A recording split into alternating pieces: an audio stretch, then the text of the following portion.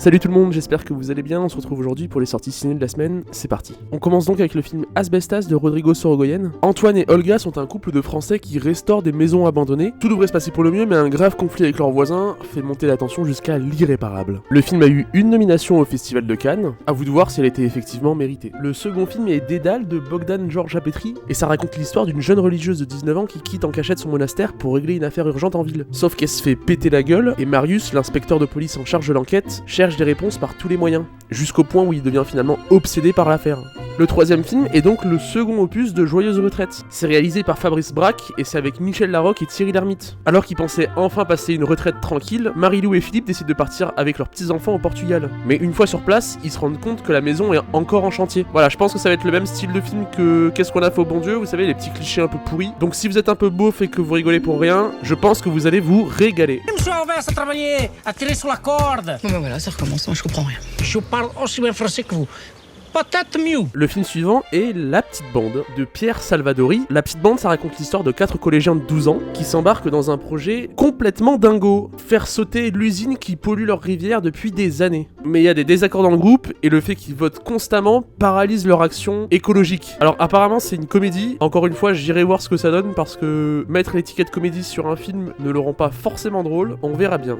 Vous pourrez aussi retrouver le film Tempura de Akiko Oku. Le film raconte l'histoire de Mitsuko qui passe sa vie à préparer des recettes de cuisine dans son petit appartement. Elle est célibataire et son but ultime, c'est d'inviter un garçon à dîner. Sérieusement, qui c'est qui a écrit ça? Non mais c'est le vrai script ça? Attends, ça c'est le vrai...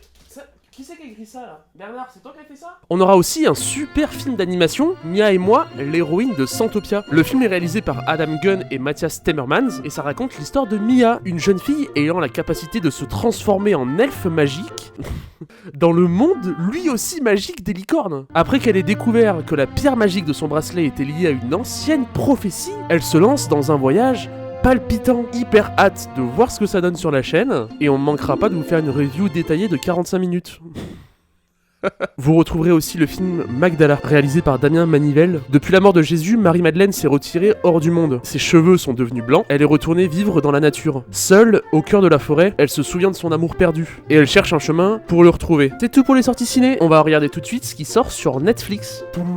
Il y a un maximum de films qui sortent sur Netflix cette semaine et on commence tout de suite avec The Grey Man, des frères Russo. C'est avec Ryan Gosling, Chris Evans et Anna de Armas. Et ça raconte l'histoire du Grey Man, le nom de code d'un agent de la CIA qui est recruté dans une prison fédérale, lui qui était autrefois un redoutable tueur à gages. Sauf que maintenant, il est la cible d'un ancien membre de la CIA qui est complètement déterminé à le traquer sur la terre entière. Voilà, c'est tout pour Netflix, j'imagine qu'ils sont eux aussi en vacances. On va regarder tout de suite ce qui sort sur Amazon Prime.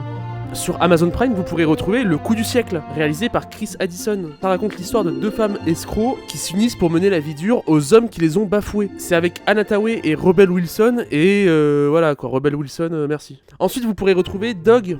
C'est réalisé par Red Caroline et Channing Tatum, et ça raconte l'histoire d'un soldat et d'un chien soldat, je sais pas comment on dit s'il y a un terme exact, qui traversent toute la côte américaine pour se rendre aux funérailles d'un autre soldat. L'homme et l'animal vont devoir essayer de s'entendre, et je pense qu'on a affaire au type de film qui mettent en scène l'amitié entre l'humain et l'animal. C'est tout pour les sorties de la semaine, n'hésitez pas à préciser ce que vous comptez regarder. Je vous donne rendez-vous la semaine prochaine pour le prochain calendrier, et en attendant, je vous souhaite un bon visionnage. Salut!